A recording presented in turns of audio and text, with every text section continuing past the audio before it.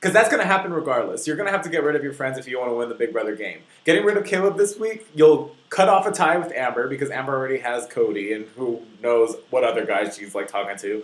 And then like you'll get rid of somebody who's a competition threat because honestly, when it comes to like holding on cylindrical objects, Caleb will win that regardless. So Caleb is a stronger threat than Devin. So it would have been a good house move for them to get rid of Caleb, but they just like failed to act on it based on Devin being an outcast, which made me think that they didn't really make a good move this week. Oh yeah, I mean, out of those two, I agree that Caleb is the bigger target, especially like with all like it being outed that he was throwing the competition to, for Amber. Like, if there is a player in this game that is willing to sacrifice his own game for another player, that person has to go. Especially if you're against the said player that he's sacrificing his game to. Like, you have to take out the relationship, or else like. Because you will never be able to convince that person to go against Amber. You know what I mean? And that itself makes Caleb a way bigger threat than Devin. Devin's a loose cannon. Devin, he's targeting his allies before they're even his allies. So at least there's some flexibility with that. Whereas Caleb, it's like he's on the Amber path. He's never going to stray from the Amber path. It's over. I mean, what is so threatening about Devin? He got pow evicted. Devin got pow evicted. Are you threatened by someone who can evict like a floater of the game, like someone who's completely irrelevant? Like, what are you thinking? Like, what do you think? Like, if Devin has all this power, all this control, yet Pow's the one he evicted on his HOH reign, you need to reconsider who you like think of as a target. What do you think, Erine? I just really think it's based off how y'all said earlier. It's based off of how you look, and Devin looks like he can compete really well, and he is very aggressive when he talks to people, and I think another thing that people have to remember is when you're in this house with people all day, every day for 3 months, whatever they do that annoys you, it'll grind your gears, and after a while you just don't want to deal with it, and so that also just factors into who you want gone each week. Because if we're thinking like logically, who's the biggest target in the house? Caleb and Devin aren't even on like top 5 for me on who actually are the biggest threats in the game. The people who are floating, the Britneys, the Codys, the Frankies, Donnie, like all these people are actually the biggest threats here, but no one really sees them as threats yet. They'll see it, when the jury starts. That's when they'll be like, oh, these people need to go, but those people could have gone pre-jury. Exactly. Like, I completely agree with everything you're saying. I feel like the way that the episodes or the house is forming up is that it'll promote a floater to win this game. Like, we're in week 3, and the week 1 and week 2 HOHs were nominated for eviction for people to vote between. So I feel like it's going to be a season where somebody who's like floating in the middle will make it really, really far and possibly win this game. I hope that it's not going to be another Andy. I'd prefer for it to be someone who played from the beginning all the way through the end of the game, but the way that the cards are stacking up, it seems like it'll be someone who is floating that's going to win. Also, I don't know if y'all remember this, and this is another reason why I have a really hard time with Amber, is after the veto competition, and everybody's like, oh, yeah, blah, blah, blah. Amber gave Caleb a kiss on the cheek, and, like, if I were Amber and I was sick of Caleb doing that stuff, I wouldn't give him the slightest even hint that we were going to be anything other than just friends in this house. And, like, I mean, the conversation that they've had, she just says and does things where it's like, you're just stringing him on. Like, I wish you would just admit that you were doing it on purpose, and I would have no problem with it. Like, literally no problem. And you're like, oh, no, I like everybody. I talk to everybody. I don't want anyone to think that I don't look at you in a certain way. Like, I don't do this. And I'm like, oh, I just want to punch her in the face. No, I love Amber. I think that her stringing Caleb, even though it's Cody and Caleb. You're having some issues with Caleb and Cody. I think she's stringing you along, Keith. Yeah. She is, but, like, the fact that she's stringing Caleb along, I think, only demeans Caleb's gameplay, not Amber's.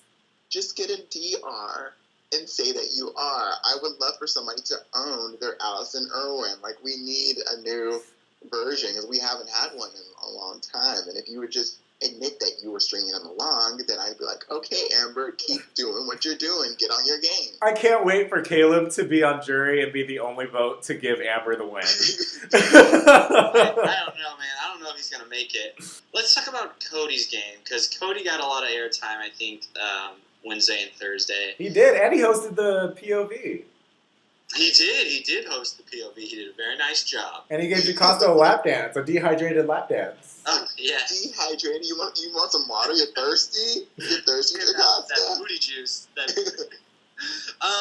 So, the main thing I wanted to talk about Cody was that I feel like Cody's role this week was just like, he was the voice of the option of getting Caleb out of the game. Right. It was mostly just because of the whole stalker subplot or whatever.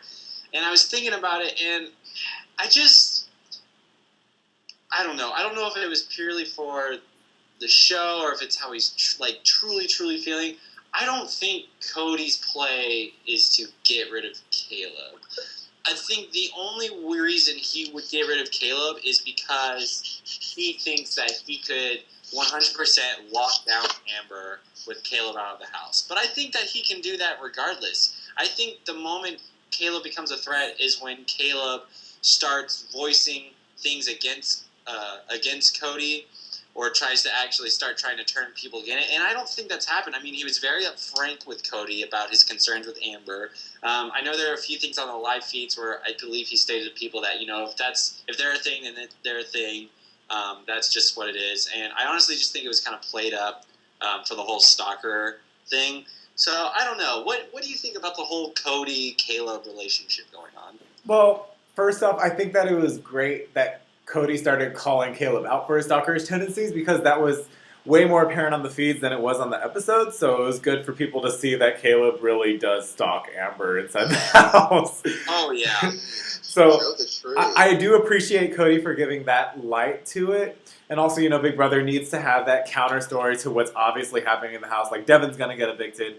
But the fact that Cody feels, threatened by Caleb because Caleb's always around him whenever he's solely around Amber, I think that was also an interesting story plot to, think of what's going to happen in the future. So whenever I saw Cody talking about it, I was like, oh yeah, you go, boy, you're relevant a little bit, but I'm going to take this into account for future episodes because Devin's still going to get evicted. I'm glad, because I've been, annoyed that they wouldn't show it for the past 2 weeks, and they finally brought it up. But I was too busy just laughing, because, they really did zoom up on him in that bedroom with one eye around that corner. I was like, y'all need to stop. You're doing too much. I don't even think he could see them from that. The angle, he literally couldn't see them. Poor guy. Cowboy beast mode, man. I don't know, but what do you think? Do you think Cody has a justifiable reason to be targeting Caleb at this moment in the game, or do you think it's just a little bit? Do you think it's kind of fabricated paranoia? I think it's just like anything that happens in the Big Brother house. Everybody always talks about everybody. Everybody talks about, what if we keep this person instead and go after this person? They're always no matter what, whoever's on the block, everybody's always gonna have a conversation with people about voting out those people. It's not always going to be clear. Even though they wanted Devin gone this week, they are still going to talk about, what if we take out Caleb instead? There's nothing for them else to do except for talking about people, so... I was also I don't think it was anything special. It was just what they usually do. I don't think he's really going to go after Caleb. I was also surprised that Derek was open to possibly Caleb leaving this week. I thought that he would be way more an advocate and pissed off if anybody even mentioned the fact that Caleb could be a target, but he was open whenever Frankie was talking to him about Caleb being evicted, as you know what, maybe that would be a good move and we'll still have a house target in Devin. So I appreciated that aspect, that Derek would still entertain the idea of something that wasn't his original forethought. Oh yeah, and I think that's a really important part of the game is you want to make it seem like you're always open to anything. You never want to 100% shut an idea down. Exactly. You never know how much people are going to read into something like that. So, yeah, I agree. I don't think they have any reason to get rid of Caleb, to be honest. He's who is he? He's not going to go run off and make an alliance with Jocasta, Yeah. He's going to want to get rid of the floaters. He is the 4 horsemen all combined into one person. Yeah. He is the horseman. There you go. He is the beast. Caleb the horseman. So, I don't know. He's such an emotional player. It's just so, look at what Derek was able to do this week with him. He's so easy for them to control. And it's just so readable. Oh, yeah. There's no reason to want to try and dump him at, 13. Take that guy to jury. Remember when we had your bag? Vote for me in the end. Thanks. Yeah. Oh, my God.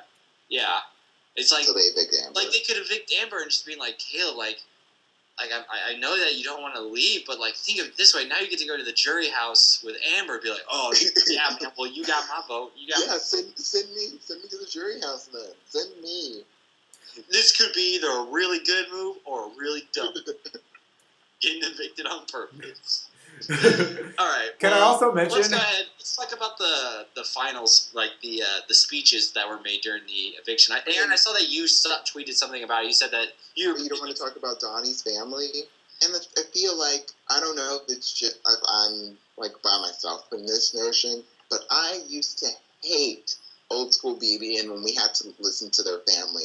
How they are at home type of deal. Both nominees, but we have one's mom and one's sister, and let's talk to them. I hated that because I don't care about you because you're not in the house. Why do I want to talk to you? I don't care what they do outside. I don't care what your best friend says that you do on the weekends. I want to see what you're doing in the house to win the $500,000. But no, all right. So let's talk about the eviction speeches because. At first, I was like, okay, Devin's leaving. I'm fine with this. And then I saw Caleb on the freaking nomination chair with his freaking shirt open, his hair all spiked up, and I was just like, are you, he literally, I tweeted, he looked like that douchebag from, those sci-fi movies, the shark movies, the guy that's always going to be the first one to get killed, I was just like, all right, that's it. House meeting right now. Let's get him out of here. House meeting, Julie. Come on. This guy, I was shocked. I was like, oh, wardrobe malfunction. Never mind. This is intentional. He played us at the veto competition last time, and he just always he doesn't want to wear a shirt. Obviously, that's apparent. But I don't know. For me, the the speech that they had, they were kind of awkward. I felt really awkward in their speeches. I mean, I think Devin was making valid points, but just overall, it was really awkward for me. It's everybody shut up and sit down. Let's go to the vote. I was agreeing with everything that Devin was saying, except for the fact that he was saying that he was a physical and mental competitor. That is where you took it off. That line, Devin, you could have kept out of your little speech, and you would have been just fine because you obviously have no mental game or capacity, and you also don't have a physical game because you just lost against a 42-year-old groundskeeper. So you might need to rethink about what threat you actually are, and literally Julie Chen had it hit on the head. Caleb is love struck and is a mess, and then Devin is blinded by power. So, yeah, that's really what it is, and that's all it'll ever be. I mean, it was nice because we see a lot. I feel like a lot of people don't understand the opportunity that they have when they make those speeches. So it was nice to see them both still campaigning a little bit. That being said, whether or not Devin did add that last part, I mean, let's be real. He was going out unanimously no matter what. No. If he would have took that out, he would have stayed for sure. What did you say? Change your heart. People would have been like, oh, he's not a physical or mental threat? Oh, great, then I'm going to keep him. Might as well. Unanimously, you've been evicted. Maybe if everyone had the same mindset as Devin, that literally changed their minds in 5 seconds. Could you imagine if there was a house filled with Devin thinkers? How much of a mess that would be. I don't understand why saying I'm a strong competitor in your eviction speech is supposed to get you votes to stay. Right. Oh, so this is the game we keep the strongest people in the house all the time. My bad. Do you guys think eviction speeches really have the potential to help? Absolutely not. There have been really good speeches and they still go home. Like, there have been some speeches where I'm like, ooh, they just got y'all, all of y'all right there, and they still go home. So I really don't think they do. I think they make people think, and they might influence what they do the following weeks, but I don't think it's going to save anyone ever.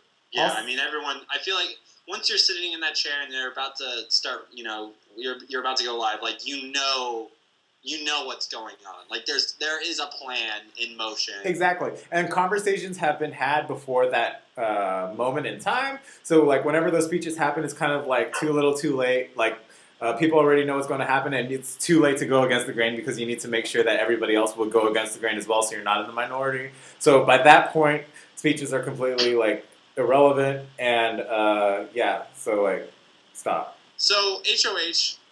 looks like, I think we kind of talked about this maybe at the beginning of the game, the possibility of them doing like a pair thing. What do you guys think of the, just randomly having your fate just...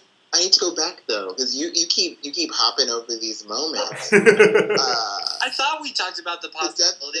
The interview, Devin, Julie, like... I'm sorry. I'm just, I'm giving our viewers incentive to go and watch our earlier episodes. I'm sorry.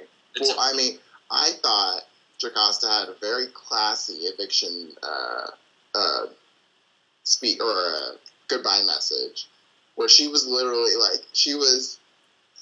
seconds away from rolling her neck and like snapping her fingers at him, like, sorry that you're gone, but really not. God bless you. To be honest, like, Devin had nicer goodbye messages than Pow Pow and Joey. I was very surprised. They were very tame. They must have been like, all right, we can't use this one, we can't use this one, we can't use this person. Yeah. No, I agree. Oh, what did you guys think of Zach's speech during the eviction? Or not speech, but I guess answer. That was the same speech he gave during casting calls, so it's like it's been done. I was like, that Amanda Zuckerman coming out. Mm-hmm. Amanda's here. What you gonna do? Do hide your kids.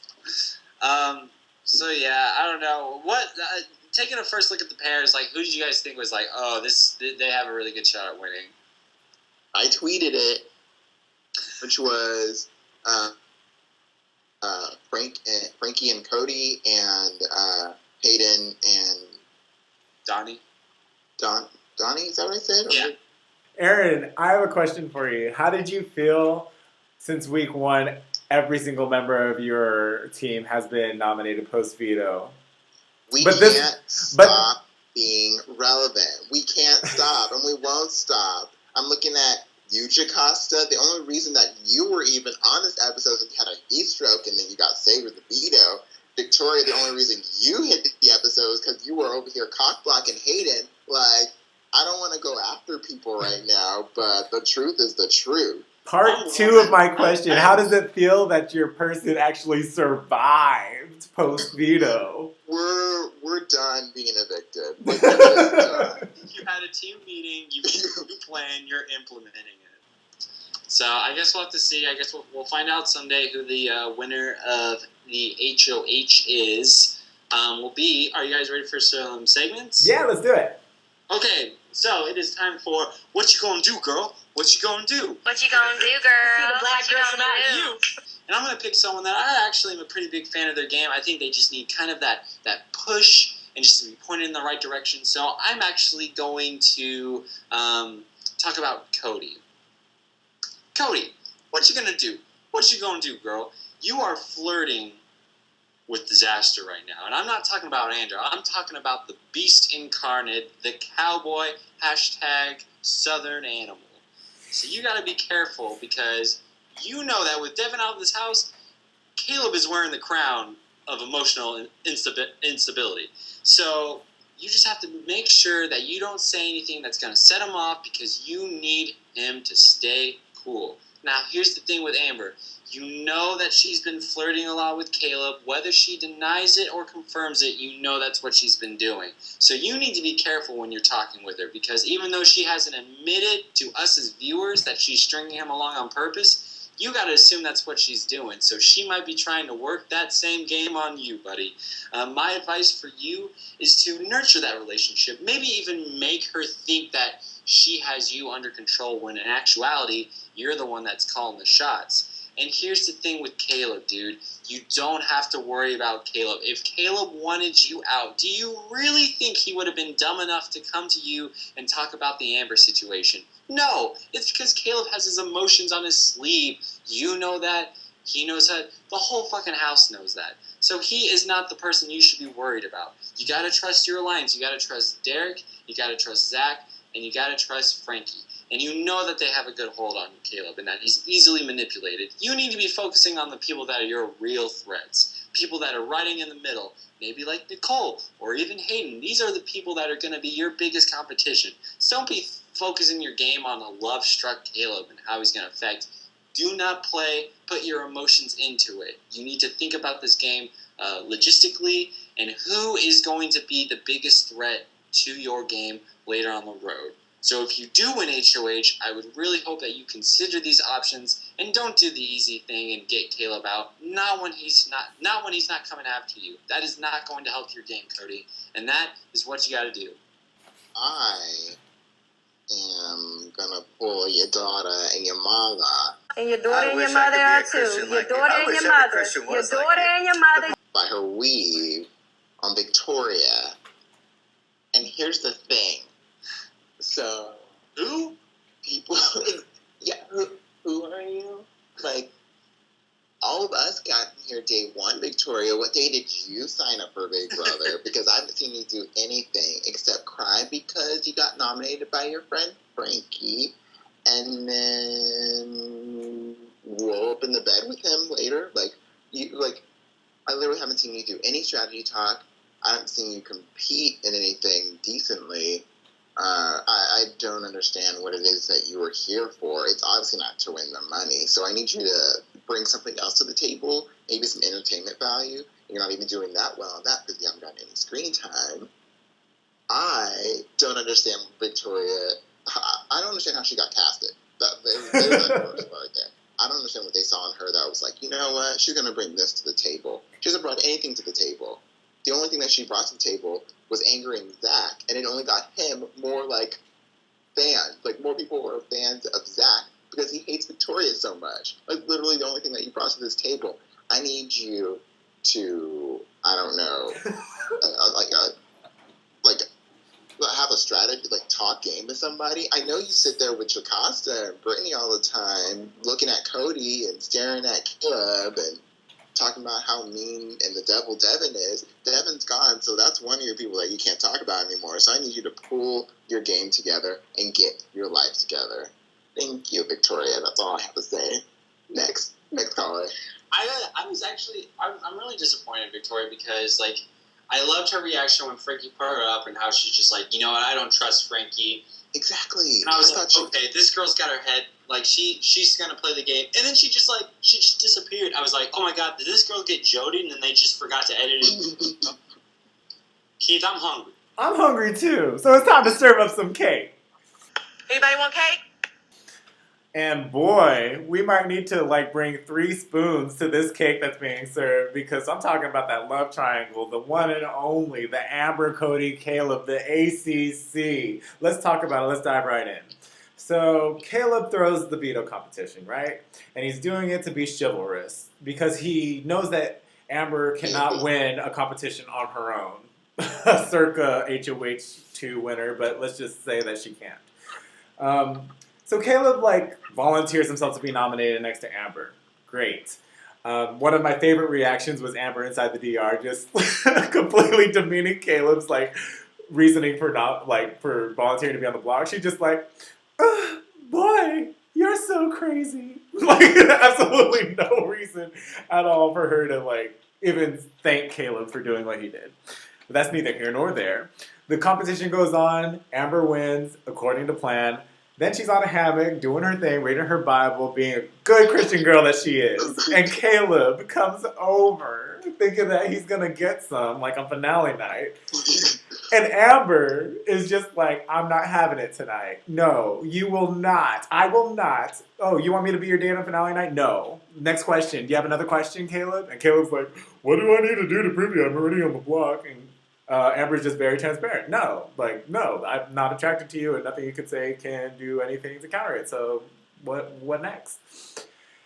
Then Amber starts, getting a little showmance with somebody else. And somebody else is Cody. And I was actually shocked by this. I thought that Cody was going to, have something with Brittany. I thought that he was going to be willing to step in to be that father figure for her 3 sons. But apparently he has other ideas in mind. And, he just wants to touch that forbidden fruit. Because Caleb's territorial over that shit. Even though the fruit doesn't want to be, territoried by him. I don't know. This is a very complicated situation. I mean, Caleb, Amber, and Cody were all in the same alliance. They were all in the bomb squad. And this is going to affect some things inside the game. Caleb and Cody will look at each other sideways from here on out. I mean, this girl is causing so much trouble for a bunch of the guys inside the house. I understand it. Amber's a gorgeous girl. I could see why this would be an issue. And she's very, very sweet. She's a nice person. But for Caleb and Cody to have this rivalry over a girl is very immature, very high school, and there's $500,000 on the line. You should never make that sort of gamble over a girl, over a relationship that you think will last you or will be worth more than these $500,000. Caleb, you're already a hypocrite. You said that you would never throw a competition, and here you are throwing a competition for somebody that you like that will never like you. Cody, you were so irrelevant up until this point, but I am glad that CBS is finally giving you some airtime. But at the same time, I am a little disappointed that it's over a love triangle. Amber, keep doing you. You are a strong, independent woman, and you're going to last longer than both of these 2 gentlemen. So keep doing you. Utilize whatever manipulation power you have, and right now it's that you have a great personality, and these 2 boys are attracted to you. So my hope is that Amber keeps on doing what she's doing, and then all the boys will just get evicted. So, just keep on going, El Cuatro, till the end, and I will eat that cake every single day. So thank you so much. Have a good day. Thank you. Well, now that I gotta say, now that Devin is out of the house, I'm very excited to see how this game, where it goes. I think that we can really see some really interesting things going on. I'm really, really excited to see. I think that Caleb right now is probably the easy target for some people, but I would really like some people to wake up and just, see the Dereks and the Frankies and the Codys, what these people are doing, and let's get something going. The Victoria, she's a threat. Please. I would sit next to Victoria at the end. Oh yeah, that's what I was telling someone about that, or I was saying that to someone earlier tonight. I was like. It's people talking about getting out Victoria. I'm like, girl, you saw GM last season. Please. I can handle you doing nothing all season. That is your ticket to $500,000. Please. You know what, Victoria? How would you like $50,000 for doing absolutely nothing this season? I'll bring it to the end. Seriously, let's see something happen. So I don't know who in everyone in y'all's opinion, who do you believe is in the best position of the house right now? I'm going to go with Frankie, but it's also, in my opinion, it's also one of the most obvious, positions. He obviously talks to everybody, so it's really obvious where he is. So I would think that he's also pretty, in danger, too. I don't know. That'd be my target. If Frankie were to be nominated this week, woo, give me, the popcorn, Devin, thought you were the only one that could bring some drama. He's got their tears. Do you know who my sister is? It'll Frankie on the block, potentially sent home. Go home. I'm gonna go ahead and give credit where credit's due. I'm gonna say Derek's in the best position in the game. He came off a really successful HOH reign. He put the responsibility on the house guest. He got a unanimous eviction for his target. He got everything he wanted out of his HOH reign. He got someone who volunteered to be nominated from him. So I feel like Derek's going to go into this game really, really far. I feel like he's in the best position. And he's also on Team America, so he has a bunch of different little alliances and allegiances from You mean Team Erine? Thank you. Team Erine. No, I meant Team America.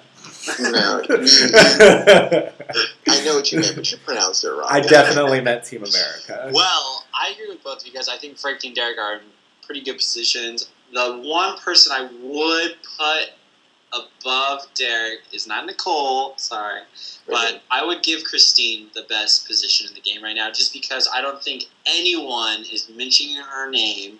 I think she's got the bomb squad remnants. I think she's included in that, but I think she's also got her hands in some of the outsiders like Nicole and Hayden. So she really has that flexibility of picking a side of like being able to flip when flipping is necessary. And I don't know. I think she's in a really, really good position. So I mean, Donnie's mentioning her name, but that's why he got nominated. no, that's fair. No, Keep my name out your mouth. You better keep your name out your mouth. You will hit the block. that's true. I forgot about Donnie, but still, I think that Derek had a really successful HOH, but I still think that his name is now out there, like whether he likes it or not. Like when you win HOH, and especially all the work he did to save Zach, his name is out there. But I think if anyone can like be in a position like that and go back to being under the radar, I think it's Derek, and I think he could definitely accomplish that. He just needs to kind of lay low and let some other people do the talking, and I think Derek will be in a very, very good position. I would love to see him like run the rest of the game, though. I don't know. I think it would be cool for him to be the head figure and like for people to be like stupid to like always listen to what he has to say. But I would really like for Derek to have an arch rival too. I think that'll make the game spicy and it'll make it interesting. I would love to see someone who like calls Derek out for everything that he's doing. Someone who's I could get behind a Christine Derek rivalry. Yeah, definitely. I can see Zach, Derek, because they're starting. Cody and Derek are kind of starting to talk a lot of bad about Zach. When it was supposed to be a trio thing, which I was liking because I liked all three of them. So I could see, the Amanda Zuckerman come out of Zach and call Derek out on everything he needs to be called out. You know why they're giving you this boring edit, Derek? It's because you are boring, your racist comments and all that stuff. Oh, that would have been awesome if Derek, Cody, and Zach were aligned, because then it would be like our three little, like puppies are aligned together. All of our teams are in one line. They grow up so fast. They really do. They just don't do what you want them to do. They so fast. All right, well, we'll see. We'll see what happens. Do we have any questions we want to ask our commenters, our subscribers? Let's ask the question that we just kind of addressed. Who do you guys feel is in the best position to win this game currently? I'm interested to see what your thoughts are. Also, another question, who do you think is in the worst position in the game right now? Devin. Joey and Pow Pow. I would probably put Caleb or Victoria. I think I'm leaning more towards Victoria because literally no one's coming to her with anything.